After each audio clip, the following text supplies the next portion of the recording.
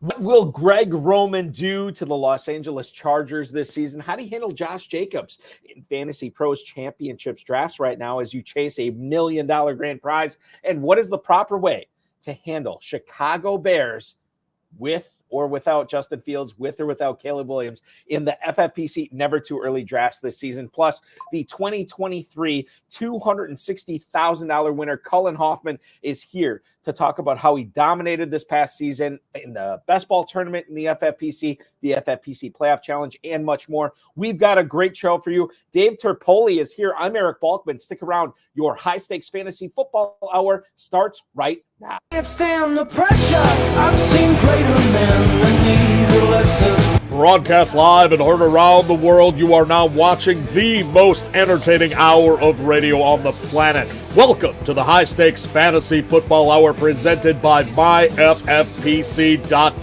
with your hosts Eric Balkman and Farrell Elliott. The High Stakes Fantasy Football Hour is your home for analysis from the best players in the world. And now, because no one else was available, here are Eric Balkman and Farrell Elliott. Solace in the scripture.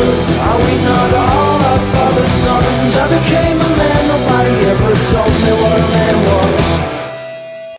Greetings and salutations to all of you Balkaholics. Welcome into the latest episode of the High Stakes Fantasy Football Hour. I am your host, Eric Balkman, slightly above average host Eric Balkman. It is presented by myffpc.com, myffpc.com, the Fantasy Football Players Championship. My co-host is normally the definitive commissioner of fantasy football, Farrell Elliott. He's a little bit under the weather this weekend, so we gave him the weekend off. And who else would we bring in?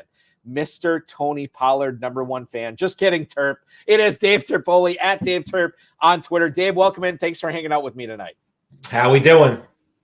We're doing good. We're excited to talk to Kullin tonight. We're excited to talk about everything going on with the FFPC. Obviously, the FantasyPros Championship launching the earliest it ever has by about 4 months maybe this season. And I think the thing that we understand, Terp, and you would know this better than anybody. High stakes players, there is no off season. There's constantly always something going on, and you can always take advantage of it when you draft early.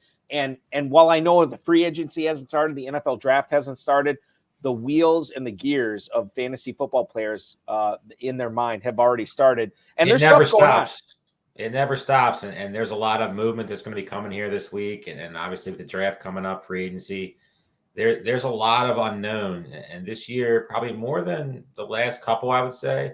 There's so many like Derrick Henry, Tony Pollard, Austin Eckler. We can keep going on the list of players that have no role, have no team, and are pretty much like stuck out there. But all three players I just mentioned were top 2-round draft picks last year. So yeah, these guys are plummeting down draft boards because of the unknown. And if you can figure out a situation or two that work out, I mean, you could be sitting with a monster if you draft early. There's obviously risk involved, but there's risk involved with any time you draft early. But if you can, figure out the Kyron Williams and the Pukas and the guys like that were getting drafted in the 19th, 20th round of drafts last year, got moved up a little bit when it came down to September, but not crazy. I mean, that's what separates all those teams that made it deep. They were 19th round Kyron Williams, 18th round Kyron Williams, Puka, we just mentioned, things like that. So I don't normally like to focus on NBA or basketball, and we won't tonight, but I will bring this to everybody's attention. Number one, I'm waiting for my Milwaukee Bucks to tip off the last third of the season, the post All-Star break edition of the NBA season against the Minnesota Timberwolves. That's coming up on ESPN. But they could not play on ESPN until Terp's Philadelphia 76ers disposed of the number. Hold on. There's no Terps. We're not. Hold on. So you're not a Sixers fan, Terp? I mean, I'm not losing sleep. Okay. So we could not get to my Bucks until Terp's quasi-fandom of the 76ers disposed of the number 2 seed in the Eastern Conference, the Cleveland Cavaliers, from the Spectrum or whatever they're calling it. I don't know what they're calling it now, Terp. You know better than me. They lose, or the Sixers beat the Cavs. And breaking news, Steve Kerr has just agreed to a 2-year, $35 million contract extension with the Golden State Warriors. He is now the highest paid coach in NBA history. Unbelievable stuff. Nobody cares about it. $17 million a year. For the high, and he's now the highest paid coach in NBA history, which is crazy to think about. But we're here to talk football tonight. And coming up on tonight's show, we are going to get into Clint Kubiak's role for the Saints and how he's going to change things or maybe not change things for Alvin Kamara. We're going to talk about Kyle Pitts. We had a couple of emails tonight, Kyle Pitts, Dalton Kincaid, and another email on Kenneth Walker, which I think is kind of interesting. And then Kullin Hoffman, a guy who finished 6th in the 2023 FFPC Best Ball Tournament, 1st and 2nd in the $35 FFPC Playoff Challenge, and 2nd overall in the $200 FFPC Playoff Challenge. All that together, $260,000. Terp, I was talking to one of my my co-hosts on my local show here in Northeast Wisconsin, where Kullin is from, and we'll get into that in a little bit. But I was talking to one of my co-hosts, and he said, has this ever been done before? And I said, well, we had the Go Bills guys win back-to-back in the main event. We had Abib Agbatoba win back-to-back in the FPC. We had Zach Toyo this year win the Best Ball Tournament and the $200 FFPC Playoff Challenge. But Kullin, 1st and 2nd in the $35, 2nd overall in the $200, and he was 6th place overall in the Best Ball. That is a massive, massive season, Terp. 1,000%. I mean, you can't ask for it. When you start the season and you can get one of those, you'd be excited. Let alone all three. I mean, that's just ridiculous when you really look at it. Just, to get all the combinations right. Best ball's hard enough to come in the top. You said 60 came in this year. That's just an impressive feat. But then the playoff challenge, I mean, there's so many combinations. And if you get one guy wrong, you're pretty much dust. I mean, to get all those combinations right on a lot of teams that won that really weren't like, people always try to get too crazy with those teams. And chalky teams are pretty much what did it this year. So impressive for him. And I can't wait to talk to him. For the zillionth year in a row, we have seen people, and Terp, I'm sure people talk to you about this too. For the zillionth year in a row, that is the team that won 500,000. That is the team that won. I looked at it. I'm just like, all right, a tweak here, a tweak there, but like there was nothing where you looked at it, you were like there was like the outlier guys. Like nobody had like, I'm using a random name, but like nobody went on the Chiefs and took MVS. Right. And you were just like, wow, MVS, like this guy got crazy and he won. All the guys that got picked were pretty like chalky, and like there was a tweak here and there. Aaron Jones was big, and guys like that. But like, geez, that's impressive. The Cleveland Brown to own this year, and I'd have to go to Fantasy Mojo at Fantasy Mojo on Twitter, fantasymojo.com. Darren Armani, the godfather of the pros versus Joes, the guy who keeps track of all this stuff. I'd have to go on there to see who rostered Kareem Hunt. Kareem Hunt was the correct Cleveland Brown to roster this year. And yet everybody who won had David Njoku because he was 2nd. So if you would have had Kareem Hunt, you would have had a leg up on everybody else. But unfortunately, everybody who had Kareem Hunt didn't have the chalk behind Kareem Hunt. And that's why they ended up falling short here tonight. Correct. Okay, so Terp, we'll get into the playoff challenge in a little bit. Let's get into some draft stuff for 2024.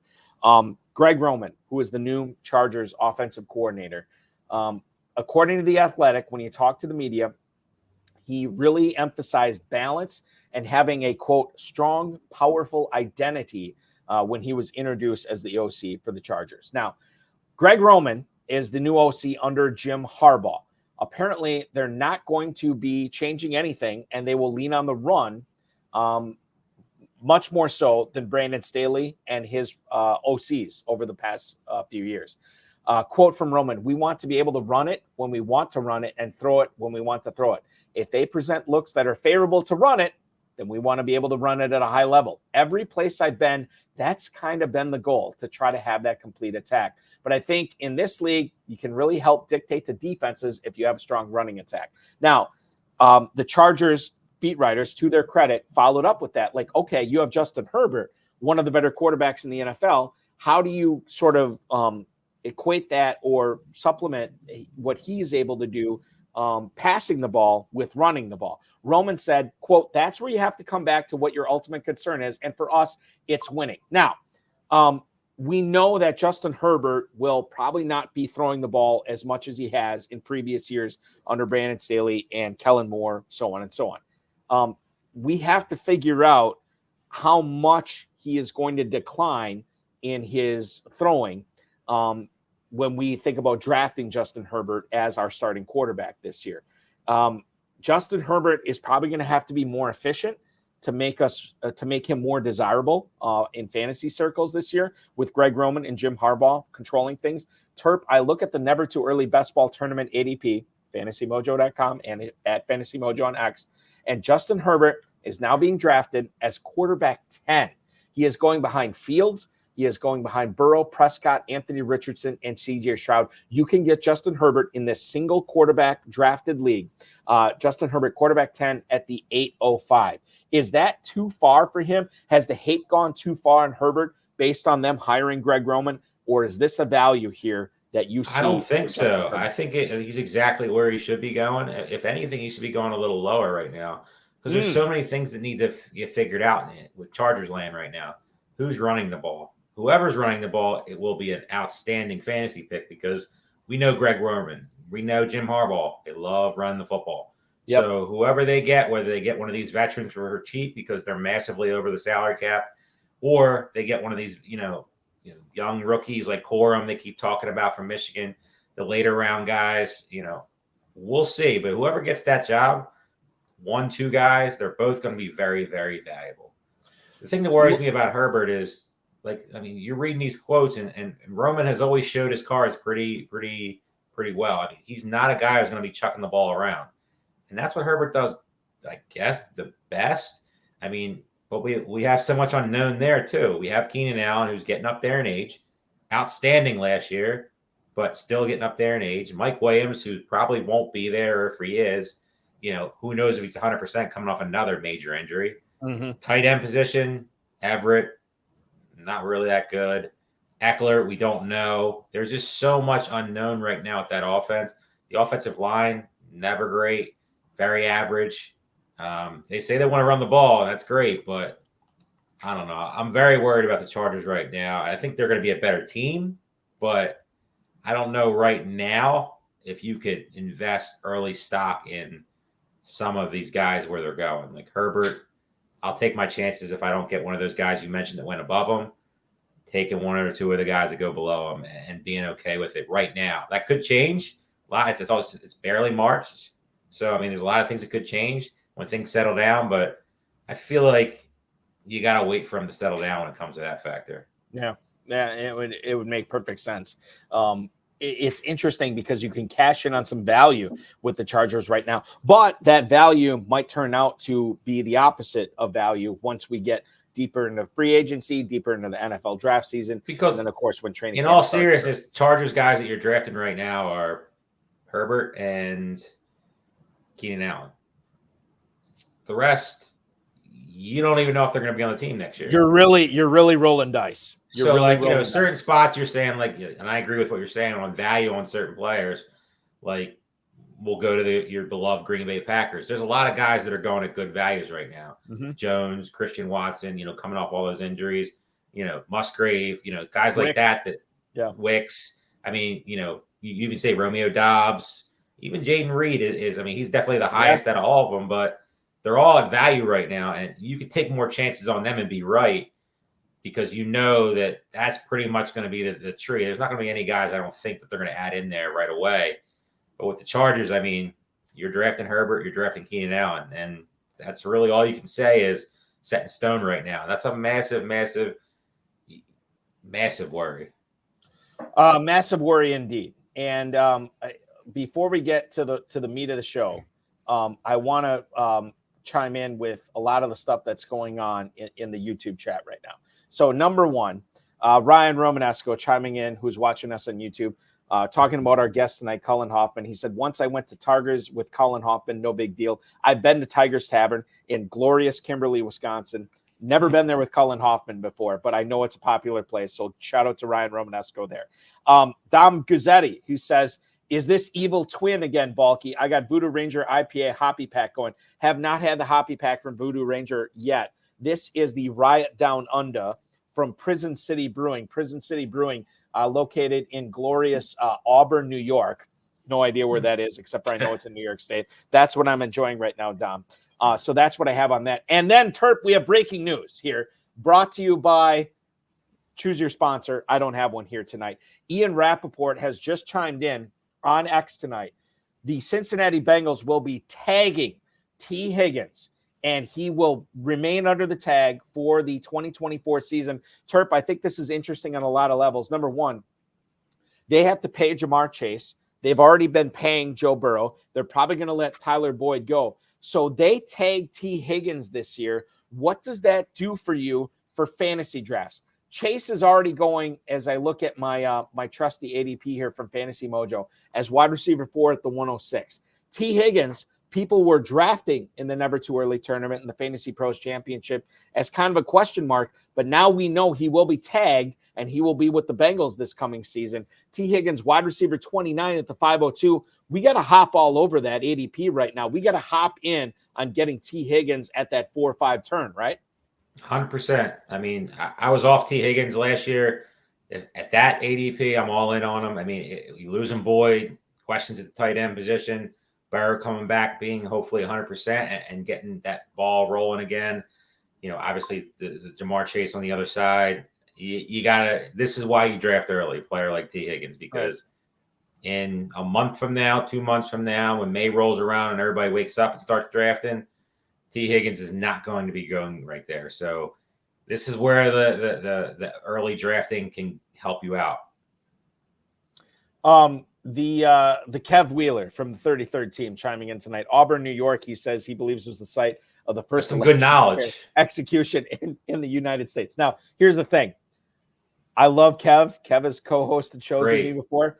I don't know if anybody should possess that specific knowledge, Terp.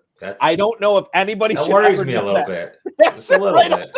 I mentioned Auburn, New York. 10 seconds later, he's already got this in the YouTube chat. I don't know if that's proper, but it is what it is. Kev, we love you.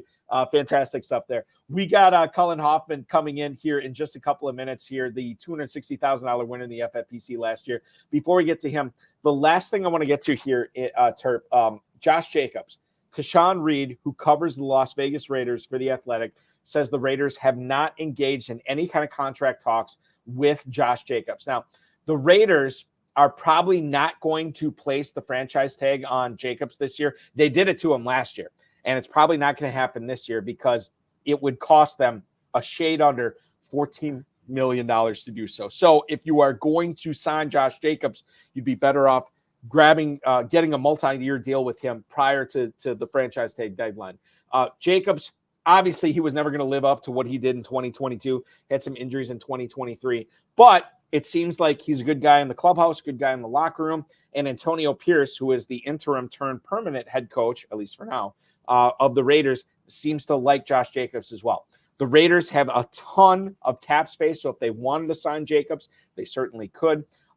The Raiders, new GM Tom Telesco of the Raiders has invested in that position specifically in previous stops. So I think that's a little concerning for Josh Jacobs. But if we look at his ADP in the Never Too Early FFPC Best Ball Tournament, Josh Jacobs, running back 15 at the 506. That is where he is going right now. So if you want to take Jacobs, you can technically, ostensibly, get what we think is going to be a starting running back in the mid-5th round this year. Josh Jacobs going at the 506. That is right around, right after James Cook, Isaiah Pacheco, Kenneth Walker, Derrick Henry. We'll get into Kenneth Walker later on in the show. And it's before Tyjae Spears, Alvin Kamara, Aaron Jones, Ramondre Stevenson. Your thoughts, Terp, on grabbing Josh Jacobs right now in the mid-5th round before we know who he's going to be playing with and what his contract status is going to be for 2024? So there's a couple things here. Zamir White looked really good last year in the small dose that you saw him at the end of the season. Is he better than Josh Jacobs? I don't think so, but he is cheaper. But a team like the Raiders they're not really worried about cheap. They have plenty of cap room. They have no quarterback they're paying. No real quarterback they can get. There's no chance they're going to get up in the top 3 and get one of these guys. So they're probably in the veteran market, or Russell Wilson, maybe a Justin Fields type of situation. So they can pay Josh Jacobs. I mean, this is a perfect example of drafting early again. If Josh Jacobs signs with the Raiders, he's moving up that board. Mhm. Because if they're paying him, they're going to give him the ball. Antonio Pierce likes him. Like you said, he's good in the clubhouse. It seems like a lot of the teams speak highly of him. But, he wasn't great last year. So on a team like the Raiders, who really have a long way to go, I mean, I know they look better at the end of the season, but they still have no quarterback. There's still questions if Devontae Adams is going to be there. Yeah, the defense played a lot better under Pierce, but we got to see if that can last over a season to see if it's going to be substantial. So I like Josh Jacobs. I like where he's getting drafted right now. I haven't really jumped into the drafting yet, but if I were to jump in, it would definitely be, taking him where he's going right now. So Terp, I think I'm hearing you correctly here. Even if you had a running back in the first 4 rounds and Josh Jacobs is staring you in the face in the mid-5th, you're still hopping on board and grabbing him as your second running back. Even if you already have a running back on your squad. Everything all comes down to roster construction. We've talked about that a bunch of times. Mm-hmm. Like there's only probably 3 running backs I would take in the first so often rounds with these receivers, just dominating like they did last year. I mean, if your name's not McCaffrey, Hall, or Bijan Robinson, I probably would be happy just going 0 RB the first 4 rounds and just seeing what plays out because there's so many running backs with so much unknown right now. We talked about Jacobs. We talked about Henry. We talked about Tony Pollard. We talked about, Stevenson coming off, a down year. We can keep going down this list of these guys. Right. And these guys could all be there for the taking back to back to back if you really want them. So play the unknown right now. Get as many receivers as you can early. If you don't get one of them top 3 running backs, guys like Josh Jacobs are fine to start a team with. I think it's important to understand too, Terp, if you end up drafting in the FFPC never too early tournaments, or quite frankly, the FantasyPros Championship, where you can win $1 million with live drafts going on right now. I think the thing is, if you draft Josh Jacobs in the mid-5th and it doesn't work out or whatever, or maybe it does work out, then you already have your shares of him in the mid-5th, which then you can avoid him the remainder of draft season. He won't drop if he doesn't go back to the Raiders, he's going to be a starting running back somewhere. Right. Likely. 70-30 guy at the very worst on a team. So in the 5th round, that's okay. Is it what you want? No. But if he goes to one of these, spots that seem just too good to be true that are out there, he lands in Baltimore or he lands in, I can't think of any off the top of my head. I'm going to throw one to you in a second, but keep going. Go ahead. If he lands in like a Baltimore or like a Cincinnati type of situation where on offense is ascending, has a ton of talent, he could be easily pay off that 5th round ADP. Right. What about this? And I know this might hit home or not hit home, but the opposite of home, because I know you're a Tony Pollard guy. What about if he signs with Dallas? What if the Raiders let him go and Dallas signs him as the 1A and Pollard resumes the 1B role?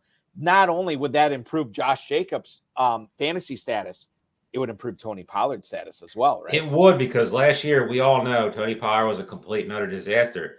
He was injured. He really wasn't that good. There's a lot of combinations. He didn't catch a lot of passes.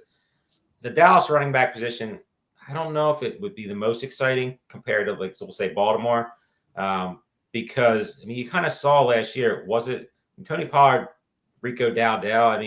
They threw the ball a ton, and I don't think they're going to stop doing that. That was a success last year. CeeDee Lamb, Brandon Cooks, Ferguson, Dak was the best quarterback in fantasy football most of the time, except the playoffs. Sorry. It's okay. So we're good. We're good. We're good on that. I've been waiting for that for like a month. Right. Oh, the Cowboys. Well, listen, once we get to the Cowboy, we could go 3 hours deep on this. Easily. I want to stop you from this because we have to get to our guest. Let's do it. He deserves it. He deserves it. Ladies and gentlemen, we're bringing him on right now. A guy who finished 6th place overall in the FFPC Best Ball Tournament, 2nd place overall in the $200 FFPC Playoff Challenge, 1st and 2nd place overall in the $35 FFPC Playoff Challenge. And for the first time ever, to my recollection, we are bringing on a guest from my hometown. I could probably get over to his house. That's just crazy, too. No, here's the thing. I could leave right now from where I'm at my work and drive 10 minutes, and I'd be right in his frame on his camera. Impressive. You follow him on X at Kullin23. Please welcome, literally, the pride of Appleton, Wisconsin, Kullin Hoffman, joining the High Stakes Fantasy Football Hour tonight. Kullin, thanks so much for joining. Appreciate you hopping on, and a happy early kickoff to your weekend, dude. How are you? What an introduction. Appreciate it. Thanks for having me, boys. Appreciate it. I'm doing great. So the thing is, and I'd be remiss if I didn't mention this, Kullin is I don't want to say he's a caller. He's a contributor to my local fantasy football show here in Appleton, Wisconsin for many years. And I've said, and I think, Kullin, you can corroborate this, I've said for many years, based on the questions that you call in with, I'm like, Kullin should be hosting this show. Kullin should have his own show because I don't even know how to answer him. And now here we are. You win $260,000 in the FFPC best ball tournament and playoff challenges combined, which is an absolute crazy sum. We're going to get into how you got there and sort of like what it was like watching, you get yourself there. Before we get to it, when you are not crushing all these tournaments in the FFPC, tell all the listeners and all the viewers tonight what you're doing in glorious Appleton, Wisconsin, when you're not winning all this fantasy football money. Yeah, and a little note on that. I discovered FFPC because of calling into the radio show and following you on Twitter. So thank you, sir. I wouldn't have found this website without you. Appreciate it. I'm a utility locator, so I locate for the city of Fox Crossing, Kaukauna, Little Chute. Then we do some stuff in Northeast Wisconsin as well. I love it. This is surreal to me because I'm hearing all these towns and cities mentioned on a national podcast that I always hear on my local radio show, which is fantastic here. And you are repping. You got to show this off. The Scuba's Poorhouse hoodie. We're on tonight.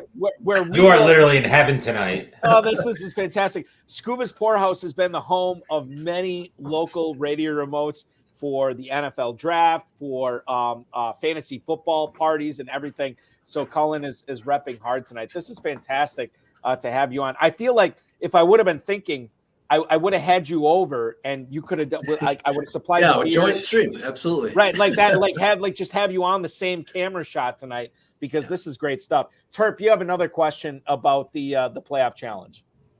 So when you're not crushing, you already did that one. When you watch your team rise up the leaderboards to first and second, and you had to sweat the last 2 weeks, how was that feeling? What were you worried about? How was just the home? Did you tell a lot of people about it? Did they all know what was going on?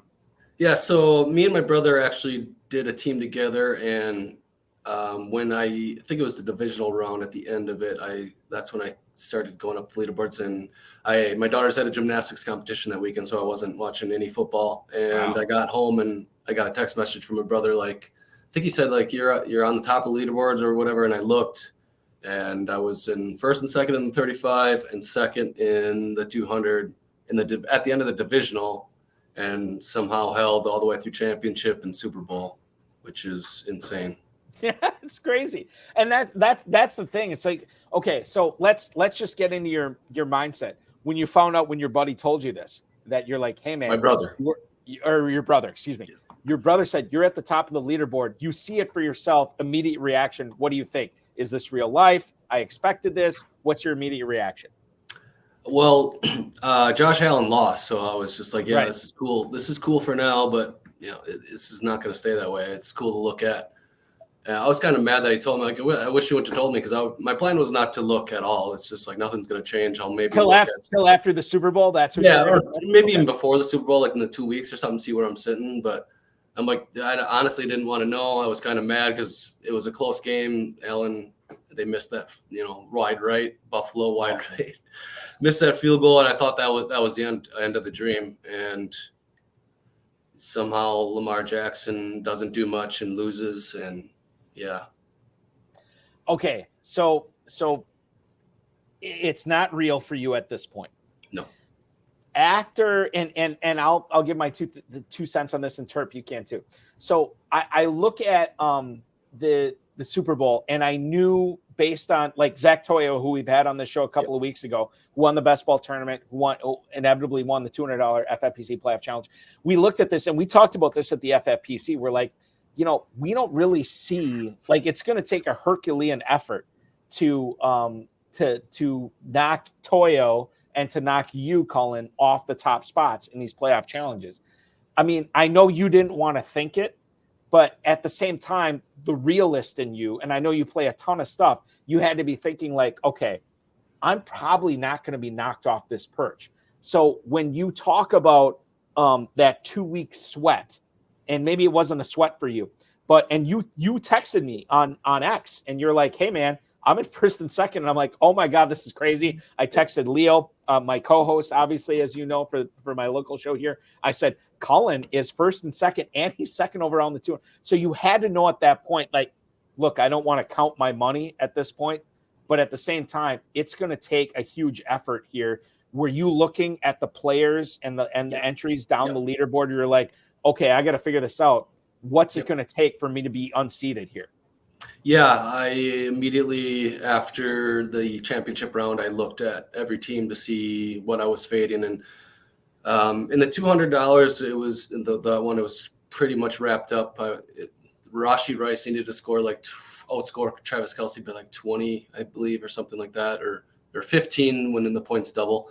But in the 35, there was a Pacheco team that actually got within 3 points in the first half. I don't know if you guys probably weren't sweating it like I was, but Pacheco had a really good first half, and Kelce didn't do anything. He had one reception for like 3 yards, and the Pacheco team got within 3 points. So it wasn't. I actually thought, and he would have gotten first, so I would have knocked my first and second down to second and third, which is, I mean, it's huge. Still, huge. Yeah, it's a big deal. So right. And then the second half, Travis Kelce was Travis Kelce, and then it kind of put the game away. But it got a little sweaty for sure in the first half, and then that leading up to the Super Bowl, it was probably the slowest 2 weeks I've ever had in my life. I've never had time go that slow. I think I need to book trips every 6 months or a year so I have something to look forward to, because with 3 kids, life goes too fast sometimes, and that really slowed it down for sure. So let me ask you this, Kullin. You have, and you may have told me this, and I apologize if you did and I forgot. You have 3 kids, two girls in gymnastics. Yep, 2 girls in competitive gymnastics. That's pretty much like every weekend. Yep. Right, exactly. Which is why we had to delay your appearance till now, which is fine. So my question, I got to think about this for a second. An 8-year-old daughter who became a Kansas City Chiefs fan because of Taylor Swift, because of Travis Kelce. Did you let your daughters stay up, or maybe they normally stay up that late anyway, but did you let your daughters stay up so they could rejuvenate Travis Kelce in the second half? I don't know if they're Taylor Swift fans or whatever, but did you let them stay up? So you had to let them okay, I need the mojo here, right? Yes. Yeah, we were big Swifties. We were definitely big Swifties. And love that. Yeah, I have an 8-year-old daughter as well, and then a 10-year-old. So the 10-year-old was on her cell phone, not really interested, but my 8-year-old got into the game and was cheering for me. And every time they showed Taylor Swift, she was loving it. So they did a good job marketing. Whatever it took. The young audience that was definitely not interested before she was on the radar. So Kullin, so when you were leading up to the Super Bowl, did you tell your family or friends or anybody about this to let them know how close you were?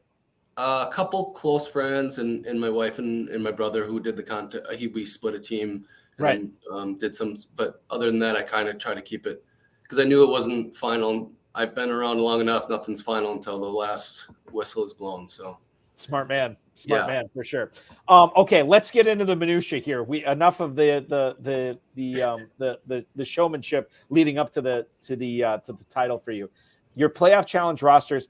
You did have multiple teams, but it's not like you had 50 plus teams or whatever. Nope. Which some people. So there's some nuance to this. There's some nuance in building these playoff rosters when you are starting to build. Whether you want to talk about the $35 or the $200, maybe there's not a difference for you. What's your process like when you're assembling these rosters that ultimately ended, getting you $200,000+ this year? Yeah, so this is my second year doing this. Last year, me and my brother was our first year. We think we split a $200 team, and I did one by myself.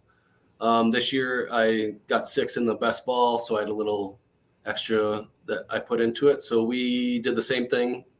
We built a team together, and then I put in 5 more into the 200, and I put 5 more myself in, and then I did 11 total in the 35. And the process was pretty just like we did last year. We kind of fill out a bracket how we think the playoffs are going to go. And we go from there and we discuss which players from each team that we like. And we just kind of talk on the phone, assemble the team. And then after that, I sat and tinkered forever with the other teams. So there was so much going on this year with weather. And so this year was kind of a little bit different with that. With the Buffalo game getting moved to Monday, I believe it was, or Tuesday, whatever it was, Tuesday or Monday.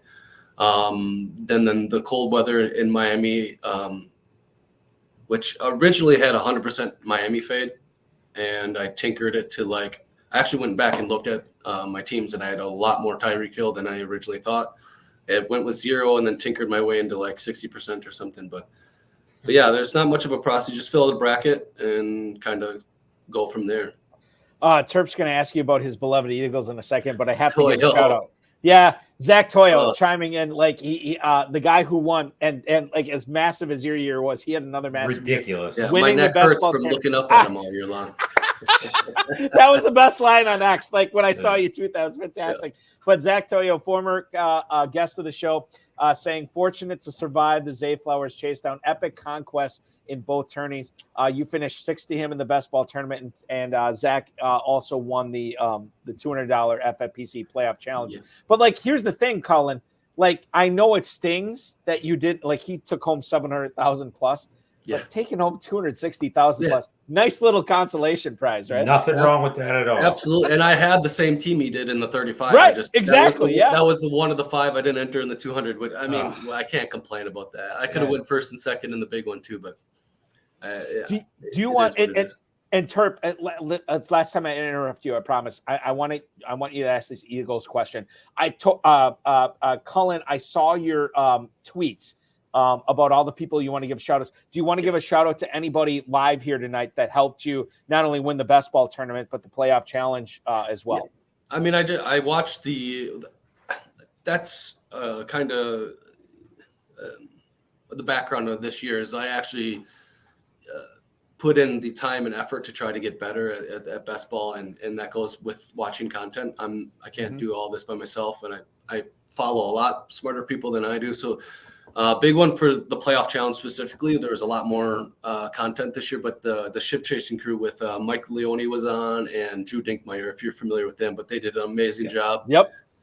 They talked through, that's actually got me on the Justin Tucker build. I wanted to somewhat fade the Ravens, and I just didn't like any of their skill players. So I wanted to soft fade them with Tucker. And that was the build that got, the one with Toyo, the one that got first in the 35. So that was a big contributing factor. And then I read some articles here and there, but content was huge for me this year. I have a job where I drive around 50% of the time, and instead of listening to music this year, I just drill in fantasy football content, and Smart. It really paid off this year. My beloved Eagles question: why Devonta Smith over AJ Brown and Dallas Goedert, or DeAndre Swift, or the rest of that bum team? Jalen Hurts, whatever. Let's throw Hurts. Yeah. Devonta Smith was one of the few players I had on every single one of my teams. AJ Brown was coming in, even if he played. I was kind of upset because I already had Devonta Smith locked in, and then the news came out that AJ Brown was not going to play against Tampa, and that came before lock, which I was hoping would come after lock, but. I just thought he was going to get heavily targeted. Tampa Bay struggled against the pass. AJ Brown was coming in banged up, and I liked a lot of tight ends over Dallas Goedert. I love Njoku, and then Travis Kelce as well, and I just didn't want to play 3 tight ends. So I wanted Laporta even over. I would have played Laporta over. I would over Goddard. So yeah, that was an easy one for me. He was locked into every single one of my lineups. I loved him. Paid off. Yeah, it did. Kullin, you talked about you didn't want to play 3 tight ends. And I think if that's the case, well, twofold question here. Number one, why did you not want to play 3 tight ends? And number 2, why, and maybe this influenced your decision here, because you look at the Lions, Montgomery, Gibbs, Laporta, St. Brown. There's a lot of players that you could have gone with there. You ended up going with St. Brown. Talk a little bit about why you didn't want to go with that many tight ends. And then secondly, why Amon-Ra St. Brown, and maybe this figured in to your answer to the first question here, why you ended up going with St. Brown as your Lions representative here. His target share is just too hard to pass up. He was just too heavily targeted. I knew if the Lions lost, he probably was going to get probably the most points scored. He was in the second one that I had in every single one of my lineups. It wasn't even a decision. He was too safe to pass up with how much he's targeted. So, and then actually the Gibbs team actually was charging up the leaderboard on the conference championship game, and San Francisco doesn't come back. I'm probably not on the show tonight either. Yeah, good point. Yeah. Oh, well, listen, you're from Appleton. You would have been on the show eventually. So figure it out. It's not like let's call a spade here. You would have been on the show, but it's good to hear you talking about that here. I think, and I don't know how much you're into 2024 drafts, but when you look at Laporta, when you look at St. Brown, either of those guys high on your list in a tight end premium format this year, Colin? Definitely. I love that whole offense. Okay. I love their whole offense. So yeah, Laporta, I was on him last year. I can't believe how cheap he was.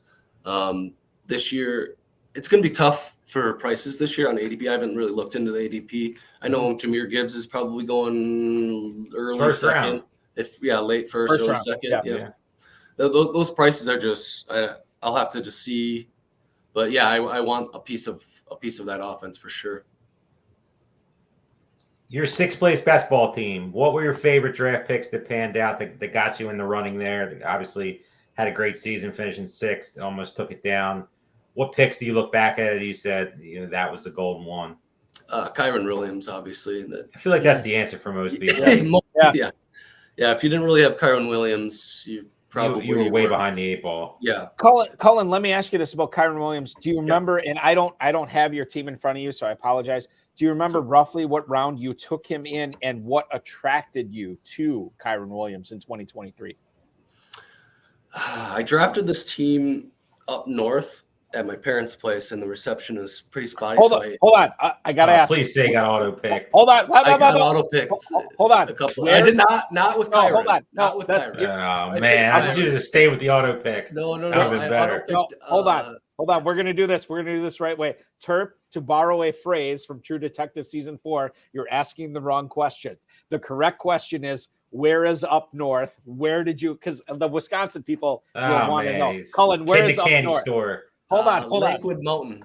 Lakewood Mountain. Okay, so I've never been in that area. What part of – is this Wisconsin or the UP of Michigan? It's Wisconsin, yes. Vilas County, or where is this? Hour and a half north from Appleton, straight north on 47. Oh, on 47. Okay, perfect. Okay, I'm going to be passing this range next week when I do my ice fishing trip, area. which will probably not be ice fishing. There's no ice out there. So. I was going to say we're going to be doing regular fishing, boat fishing this year. There's no ice fishing this year, but that's good to know where you're at this year. Okay, so I apologize. Keep going with your answer. But I think I auto drafted 2, but one was Mike Gesicki, which when I got back logged in, I saw I got auto drafted him. I was super tilted. But yeah, I drafted Kyron Williams. I believe he was my last 18th round pick, I believe. Okay. Let's do this. Matt, not Matt.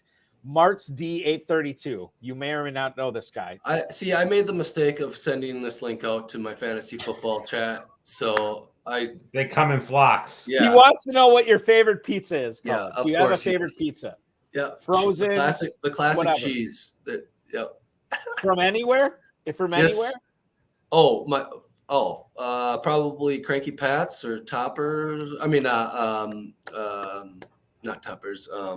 Cranky Pat's is a good answer. What's the other one? Appleton. I'm sorry, Pierre's. Pierre Pizza. Yeah. It used to be Frank's Pizza Palace. Yeah. Oh God, we are dialed in tonight, my friend. Totally on this, for sure. Okay, all right. Back to like the some of the other draft choices too that I wrote down that I liked were Jaden Reed and Jalen Warren were 2. Which again, this is something that I'm going to lean on heavily this year in 2024. Is I did last year as well, is drafting uncertain older running backups that are more talented, younger. Like last year was Cam Akers. I was drafting a lot of Kyron Williams, Miles Sanders. I was drafting a lot of Chuba Hubbard. Alexander Madison had a ton of Ty Chandler. Yep. Jalen Warren for Najee Harris. Yeah. Yeah, I'm just going to lead into that heavily again this year. Okay. This is interesting, Cullen, because we have a rookie running back class coming in that is not necessarily top heavy, but it's fairly deep. So when you start drafting your best ball or your never too early best ball or what have you, you're going to start going in on these guys, not necessarily of how talented they are, but for what they represent. The younger guys that could take over for the older guys, which you have had a lot of success with this year. So the thing is, if you want to draft early, you don't necessarily have to know these guys, but you have to know what they represent. And that could be fantasy goodness in the best ball tournament. Absolutely. And I haven't really looked into too much. It's been a whirlwind, so I haven't really done too much drafting or looked into the class all that much. But yeah, I'm and a lot depends on where they're drafted and the situation that they're drafted into. So. Okay, so Zach Toyo chiming in on YouTube, and this is for the true detective fans out there. Liz Danvers would swipe right on Balky. Listen. Here's the thing. In real life, Liz Danvers, played by Jodie Foster, who is a lesbian, I believe, in real life, and I know she was not a lesbian on the show. But the fact if she is swiping right on me, I will take that as a compliment going forward. Do you guys watch True Detective or no? Or am I just alone in this? I think I watched the first couple episodes of the first season, which was pretty good. Okay. Yeah, I'm telling you, I told my wife, I said after, because we had the season 4 finale this past week, I told my wife, I'm like, we need to watch, because I've seen the first season. And if you've never seen True Detective before, it's an anthology. I don't know why we're getting into this, but we will. It's an anthology, so every season is totally different. Like you don't have to see the first or the second or the third to understand future seasons. First season is what you want to watch, and we'll see what happens with my wife watching that with me. But it is fantastic. Woody Harrelson, Matthew McConaughey, excellent work. Okay, now getting into the best ball tournament, or getting back to the best ball tournament, Colin. Week 17, you're in the championship round. I know that Toyo ended up winning it, but how close were you watching it? Was this a situation where Zach, like his team ended up exploding towards the end? How close were you watching your specific squad on that final weekend? Yeah, Zach pretty much ran away with it. I was just trying to ladder and seeing how far I could get. I had Jordan Love and Jaden Reed, and they played Sunday night. Had a great first half. Jaden Reed ended up sitting out the second half, and Jordan Love, I think maybe played the third quarter, but the Vikings were competitive. The game was kind of over. I could have possibly made it to third at the highest, maybe, if Jaden Reed plays the second half and it's competitive more. But no, I was just trying to. I was basically sweating the ladders at that point. You kind of resign yourself to the outcome at that point. And was that Christmas Eve or Christmas Day? I forget.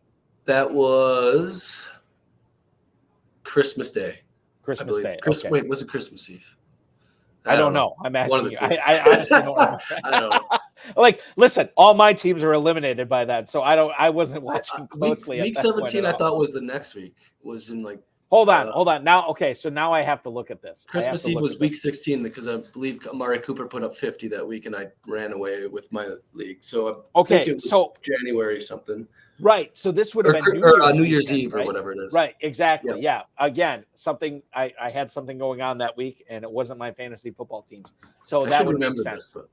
Well, no, like it's a blur for you. I'm not surprised that you don't remember because you had all this stuff going on. I mean, the best ball tournament, and then obviously the playoff challenge. You had that hit you in the face like a ton of bricks. It's been crazy. Let's get into how many emails do I have here tonight? I have 2 emails for you here, Cullen. Vern in Port Orange, Florida. Hi, Cullen. David Njoku did most of his damage with Joe Flacco and not Deshaun Watson. How do you handle him in drafts this season? So, Vern, thank you for the email in Florida. We appreciate that. As I look at the ADP, fantasymojo.com, David Njoku is the tight end 9 this year at the 601. My initial reaction here, Colin, is that that's going too high because of how successful he was with Flacco and how unsuccessful he was with Watson. But I'll let you weigh in. Tell me what you think about David Njoku as the tight end 9 in 2024. Yeah, I would have to see who's going around before and after him, but I can tell you. Hold on. Yeah. I can tell you this. So Njoku, as I said, tight end 9, let me just sort. Okay. This is the great thing about Fantasy Mojo. I can sort by position. So he is going as tight end 9. If you look at the other tight ends around him, Brock Bowers, 508. George Kittle, 508. Again, David Njoku, 601. And then you're looking at Kyle Pitts, 609, Jake Ferguson at the 701. So those are the 4 tight ends immediately around him. Your thoughts there? Yeah, I like the last 2 that you said over Bowers. I do like Bowers, but Pitts and Ferguson you like better than. I would take Pitts out of all the group, and then probably Ferguson, and then Njoku, and then probably Bowers. Okay, we got into this a little bit earlier, and we'll get into it now because we're going to get some concrete info. Trevor in the NYC, what's up, champ? How do you feel about Kyren Williams at the end of the first round this year? So Kyren Williams, as we and I'm citing all of this is FFPC never too early best ball draft data. Kyren Williams right now is the running back 5, Cullen. He is the running back 5 at the 202. He is going behind Bijan Robinson and Jahmyr Gibbs. He is going right in front of Jonathan Taylor and Devon Achane. Now, I will let my thoughts on Kyren Williams be known after you answer this. But Kyren Williams, running back 5, early in the second round. How do you feel about him? Yeah, I have a soft spot for Kyren because of what happened last year. Yeah. He was on a lot of my teams. I won my high school championship for the first time ever, surprisingly, with Kyren Williams. But that's just a tough click for me. I don't know. That just seems a little rich at the end of the first round. His volume's probably going to be there, and he's just a stud, but it's just a tough click for me at the end of the first. Here's why. So I agree with you. And Terp, I'll let you weigh in on this as well. I cannot take Kyren Williams that high because even though as good as he was at the end of the season, I am not convinced that the Rams will not add somebody, not necessarily with free agency, but to add somebody on day 2 of the draft, a second or a third round pick. When you consider all these running backs, it's a deep running back class, not a top heavy running back class, but a deep running back class. And even if the guy is not great, if they draft somebody on day 2 of the draft, good or not, he is going to impact Kyren Williams' touches this year. And if he impacts Kyren Williams' touches this year, Kyren Williams becomes an immediate fade at running back 5 at the 202. Terp, your thoughts? 100% agree with you. I mean, I can't pull the plug. I mean, he's a first-round pick. I'm just not there. I mean, I'm not going to sit here and say that, things might not change. But right now, if he doesn't fall at all, I'm out at that ADP. I mean, I just think that there's just much better players that you can get right around that level, especially receivers, and build a team a little bit different than taking that, what most people are going to say is a risk. I mean, he obviously proved it, but to me, it's just too rich for my blood. Okay. All right. I get it. And it makes perfect sense. Terp, I'm going to let you get number 9 here. The penultimate final question for Cullen tonight as we look at 2024 drafts. We ask everybody this question, and I know you haven't done much drafting yet, but is there somebody that you're exciting on drafting? Maybe it's a rookie that you like a lot in 2024. And is there a player that you will be off? Let's just say early on. I know, like I said, you haven't done many drafts, but just through news and then rookies and stuff like that. Yeah. I'm on a bunch of second-year players. It's going to be a homer pick, but I love Jaden Reed this year. I've been calling him Mini Debo for the last season. I just think he does a lot of similar things that Debo does. Packers seem to love him getting the ball in his hands. And another Jaden rookie that I'm excited to draft this year is Jaden Daniels. I love his upside in best ball. Depending on what the Bears do, I don't love Caleb Williams going to the Bears. I love him as a talent. I don't know about the coaching and how much they're going to be running. So I love Jaden Daniels, even Drake May. And then you guys were talking about him before, but Jacobs is off. He's off my draft board. A couple of the other older running backs like Eckler and David Montgomery are also no-goes for me. I think Not that I'm necessarily as a Packers fan rooting for the Bears to take Caleb Williams. I just know if they take Caleb Williams, I am definitely fading Caleb Williams. We'll find a way to screw it up. That's my it's the Bears, listen, man. They always here's do. the thing.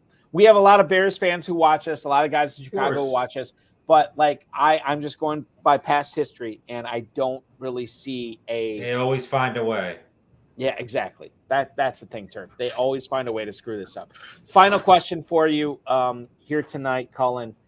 $260,000 with the best ball tournament, FFPC playoff challenge, both the $200 level and the $35 level. You have a ton of cash that is at your disposal. Do you have any plans? What are you going to be spending this money on? This newfound money, this quasi life-changing money. Any earmarks to this cash? Yeah, I'm just going to fix up my current house, get it ready to sell, upgrade a little bit so each one of my children can have their own bedrooms. And that's pretty much it. I am going to play the main event for the first time this year. You going to come to Vegas? Come out to Vegas. Hang out with us for sure. Yes. No, that's awesome. Couple of things with Kullin here. And Kullin, you may or may not know this. You probably don't know this. Okay, so number one, I don't know if you listen to me and Leo in the afternoons. Do you know Troublemaker El Grande when we referenced him? Yep. Okay, Troublemaker El Grande, my best friend, his grandmother lived on the same street that you live on right now. Francis. As well as my best friend from grade school, because I saw your address, and I'm like, holy cow, my best friend from grade school. This might be your favorite show of all time. It's blowing my mind, Terp. It is absolutely blowing my mind. All the guests you've had on here, and this guy literally lives 10 minutes from you. It's crazy. It's amazing. And by the way, Kullin, no pressure, but I'm at my office doing the show. After the show is over, I'm going across the street to Riverside Bar and Grill. Leo is out there. We're gonna watch. I'll be there. Perfect. I'll stop for one. We're gonna watch the rest of the Bucks Timberwolves games. If you come out, that'd be fantastic. Absolutely. We will continue to follow you, Kullin at Kullin23 on X. Congratulations on all your success in 2023. Listen, the 2024 is a spring off point, and I will see you out in Las Vegas at Terp World too when you were drafting live at Planet Hollywood. And quite frankly, beer's on me. There you go. Thank you. And the way things are going for you might be $1 million trip for you as well. So, yes. Thank you so much for hopping aboard, and I will see you shortly, Kullin. Thank you. Hey, thank you guys so much for having me. I really appreciate it. Thank you so much. Cheers. Congrats again. Cheers. Thank you. I'll do that as well. Thank you, Kullin. Kullin Hoffman at Kullin23 on the X. The sixth place finisher in the 2023 FFPC Best Ball Tournament. The winner of the $35 FFPC Playoff Challenge and the runner-up in the $35 Playoff Challenge and the runner-up in the $200 Playoff Challenge as well. Terp, quite frankly, I think him and Zach Toyo, they team up. Nobody's going to stop him in 2024. Seriously, right? I mean, I'm dancing in these streets. It's not easy to beat either of them. Right, yeah, exactly. It's crazy. All right, we do not have a ton of time left here, but I want to get to a couple of emails. Terp, you are the guest co-host this week. I'm going to leave it up to you. I'm going to give you dealer's choice here. We can do an email on Kyle Pitts, Anthony Richardson, Kenneth Walker, or Dalton Kincaid. You're going with Pitts? Kyle Pitts. Okay, perfect. So Gary in Pittsburgh, this is his email. I feel like I email about this every single year, but how do you guys feel about Kyle Pitts now? Now, the interesting thing with this is, and I thought I saw a blurb. Maybe it was on Roto World. I'm going to look it up right now. I thought I saw a blurb about this. The new head coach there is Raheem Morris, who is he's a defensive guy. He's a defensive guy and hired Zach Robinson from the Rams as the new offensive coordinator there. Yep. And Zach Robinson said Kyle Pitts and Bijan Robinson have formational versatility, which means they can move them all over in formations to try to get them open. Recently, Kevin Kroger, the Falcons tight ends coach, says that Kyle Pitts is an asset not only in the passing game but in the running game as well. To me, this suggests that Pitts is going to be out there a lot more, which is great. You love to see it. Terp, right now, Kyle Pitts, ADP in the FFPC Never Too Early Best Ball Tournament. Tight end 10 at the 609. To my knowledge, you can corroborate this. He's never been lower as far as his ADP goes. Kyle Pitts this year, tight end 10 at the 609. What are you doing with him, man? Give me all of it. Every single one of it. I've never been on Kyle Pitts. We've known what I thought of Arthur Smith. That thankfully he's not there anymore. Zach Robinson is the real deal. He's a guy that I was hoping the Eagles would target as their offensive coordinator. Kellen Moore is fine. No disrespect to him. But, I mean, you saw the Rams offense last year, and that offense was buzzing. Puka developing. I mean, Cooper Kupp regressed a little bit. DeMarcus Robinson coming out of nowhere. Tight ends that really weren't that involved, but they don't have a talent like Kyle Pitts. Right. And we're not even going to get to the Bijan Robinson because that's a whole different story. And he is through the – I think he's the number one overall player. Potential. I mean, everything is there for him. You saw the workload that Kyron Williams got. I mean, there is nothing you could say negative about Bijan Robinson this year in that offense. If it's not this year with these guys, then maybe they just aren't good enough because Zach Robinson's coming there and he is going to let that offense. If they get Justin Fields or, I don't really want Russell Wilson there. I think Justin Fields fits it a little bit better. I like Justin Fields. But if they can start the team with Fields, Robinson, Pitts, and Drake London, the Falcons could be a massive problem in the NFC. I mean, they're a quarterback away from being very, very good if they could figure it out. That's the issue right now is they're probably too far down to get a quarterback, to get one of these young rookies. And the free agent class, Kirk Cousins, Fields, Wilson, etc. It sounds like Fields is the odds-on favorite for the Falcons and Wilson's the odds-on favorite for the Steelers. That's what everybody's saying. I mean, we know how these things change. I mean, there's just not a lot of guys out there. We saw Jimmy G getting suspended for the first 2 games. Saw that the other day, just totally out of left field. So he's a guy that you're not going to see probably. He's pretty much undraftable because he's not going to start. I mean, no team's going to just give him the job right away after missing 2 games. So it'll be interesting to see what happens. But Kyle Pitts, 6th round, I'll take him there and be very, very happy with it. It's just hard this year because I looked the other day for the first time at the ADP and then in the early best ball drafts, and it's all over the place. I mean, you look at guys like Trey McBride, Sam Laporta, guys that were free agent darlings, in home leagues, and you got Trey McBride. I drafted him more than anybody last year in the teens. You're not going to see him in the teens anymore. Jake Ferguson was a guy that didn't even get drafted in some leagues. Same type of situation. So it's just finding that tight end this year. And I'm okay. Cheap Kyle Pitts, it's worth the risk. He has the draft capital. If they can get a quarterback there with all the other weapons they have, and the coaches are speaking him up, it could be a top 5 tight end Kyle Pitts here. Right. Yeah. And I think that's again, Terp, you know this better than anybody. This guy has been polarizing every single year he has been in the league from his rookie year till now. And some of it has been his problem. I mean, but most of it was the idiot that was the head coach. Let's just call it what it is. That's true. Factually I was correct. hoping I never had to speak on Arthur Smith again, but then he got an offensive coordinator job with the Steelers, which just is a nightmare because the Steelers offensively was just a complete nightmare as it was. Now we get to deal with him. This is great knowledge here, Terp. Let's touch on that Steelers thing real quick. You don't like it, the fact that Arthur Smith is there as the OC. Does that mean you're fading Deontay Johnson, George Pickens, Najee Harris, Jalen Warren? Your thoughts on the Steelers scenario offense? in Pittsburgh right now? I mean, what's best case scenario? Justin Fields. Worst case scenario is a dusty Russell Wilson, likely. I mean, they're going to be a team that's going to Najee Harris, Jalen Warren, rinse and repeat. I mean, you're going to see them guys get a ton of carries, and yeah. Somebody in the George Pickens, Deontay Johnson is going to get work, just like Drake London got work.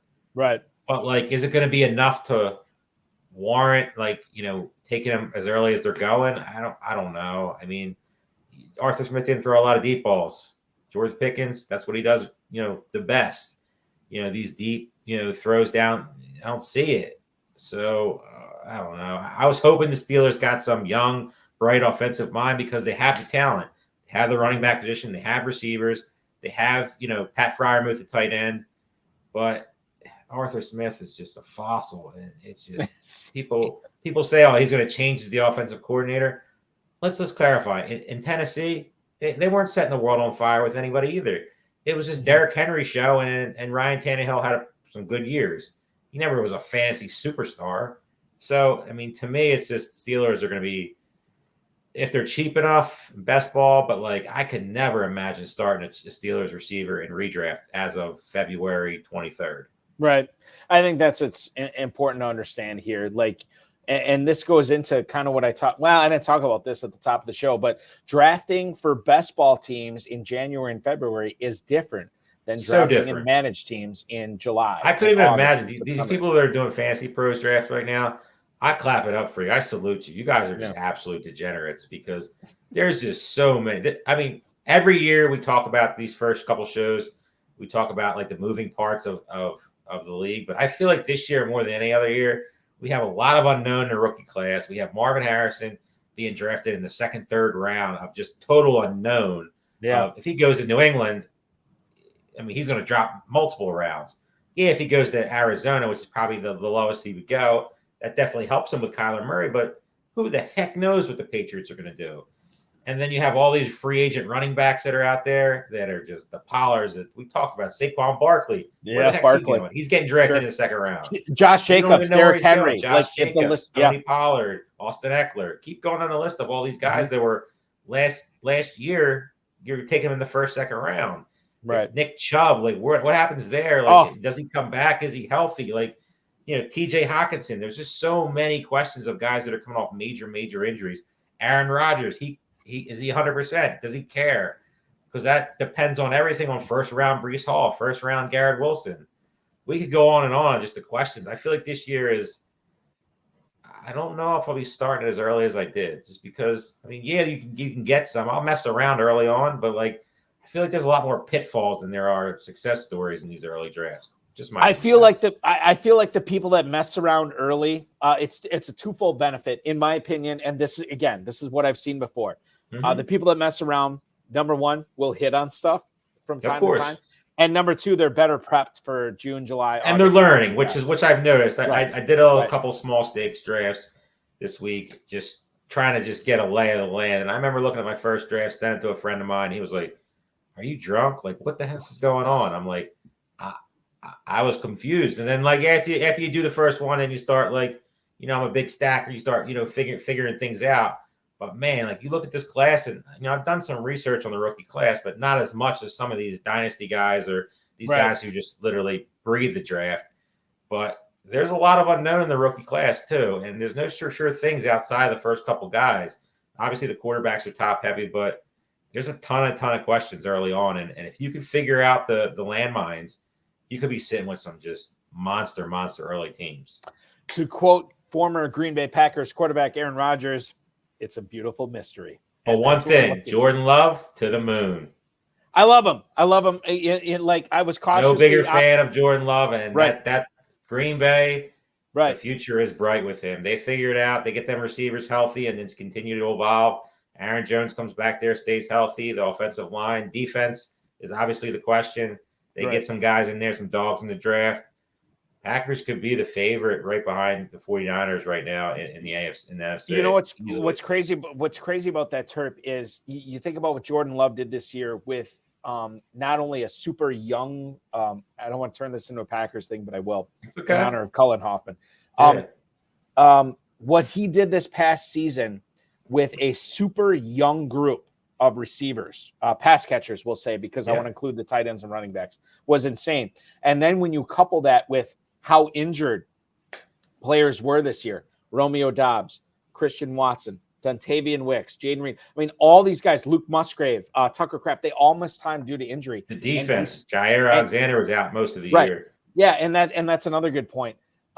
So for me, and I understand there's probably going to be a sophomore slump. There's probably going to be a certain reaction to Love that from defenses, and they have they finished second place in the NFC North, so they're going to face the second place schedule this year. So I think that there's going to be some lumps this year, but no question when you consider what it takes to be a quarterback in the NFL and what it takes to find a quarterback in the NFL, Jordan Love and the Packers are a match made in heaven. They had the 49ers beat. He'll never get that the experience 49ers back, but he'll learn.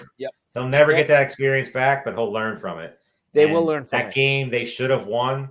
Anybody that watched that game, they were the better team that day. They just got stupid at the end of the game, lost a little composure, and they got beat by the better overall team. Right.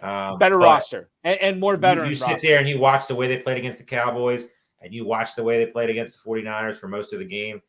There's not a way that anybody, if you're a Packers fan or not a Packers fan, can't be excited about that team. I go back to the 90s when Green Bay had the Favre and Sharp teams, and nobody saw it coming either. Well, you start last year, even Packers fans weren't. They never thought they'd be sitting here now with what could be with that team.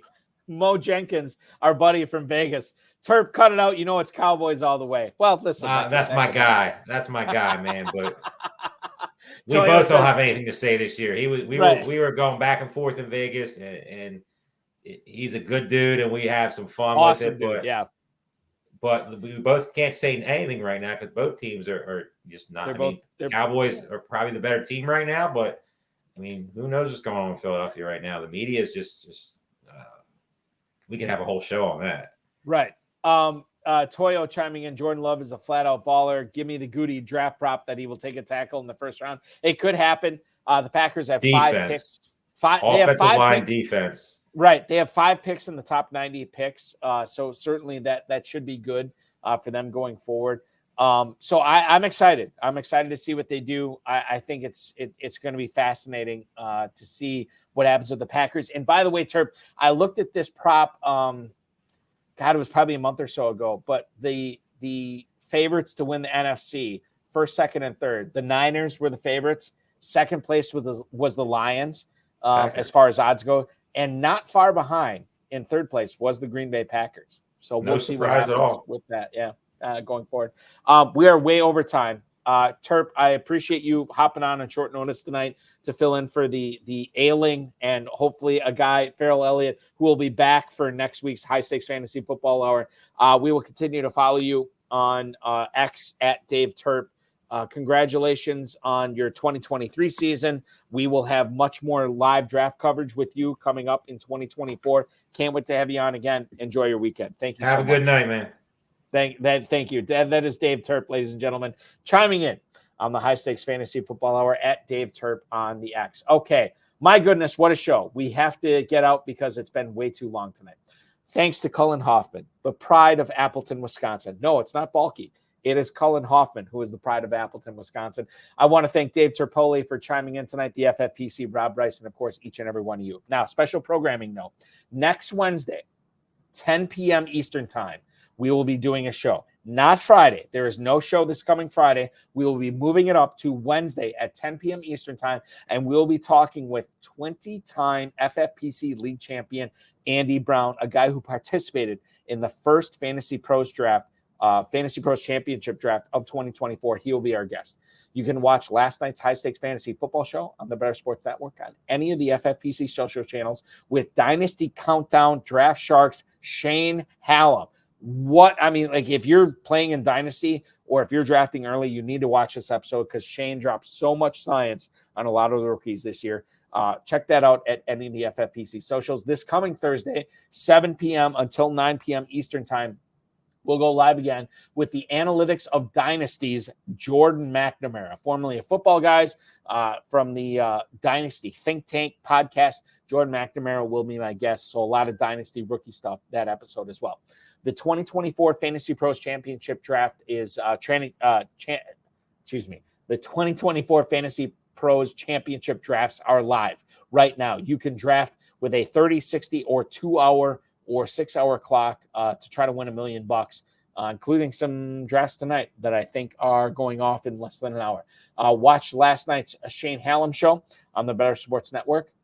Check out the Never Too Early Best Ball tournaments, myffpc.com, myffpc.com, $25,000 grand prize in the Never Too Early Best Ball tournament at a $125 grand prize. You can also win a $10,000 grand prize with a $35 entry fee for the Never Too Early Best Ball Superflex Best Ball tournament as well. And by the way, if you're looking to play FFPC or fantasy football in general for 365 days a year, myffpc.com, pick up some Dynasty Orphan teams there. Numerous squads have already had their 2024 entry fees lowered to $1. Remember to like, subscribe, comment, share, and get notified every time we go live on the FFPC Best Ball channel.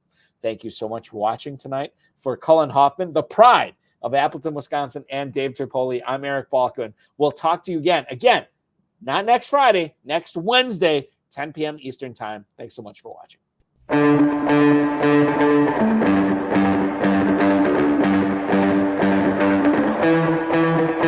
This has been another episode of the High Stakes Fantasy Football Hour presented by myffpc.com.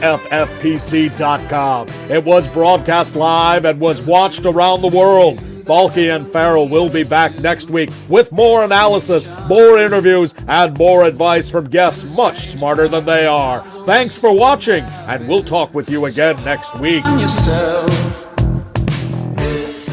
Just want to remind everybody, if you are looking for, here's the thing. Anybody can join a slow draft at this point of the year. You want to draft at the 6-hour pace, the 2-hour pace, whatever. But if you want to draft with the 30 or 60 second or a live draft, timer, we have plenty of drafts going on this weekend with the FantasyPros Championship, the Never Too Early Best Ball tournaments. And with the FantasyPros Championship, you'll get a live commissioner. It's going to be me this weekend. So I encourage you to sign up for those. We already had one draft go off live this week. We had several slow drafts go off as well. So if you're looking to win $1 million in fantasy football this year, no better time to start than February 23rd, 2024. Check it out, myffpc.com, myffpc.com. Thanks for watching, everybody. Got to go hang out with Kullin now. We will talk to you very soon here on the High Stakes Fantasy Football Show. See you on Wednesday at 10 p.m. Eastern Time.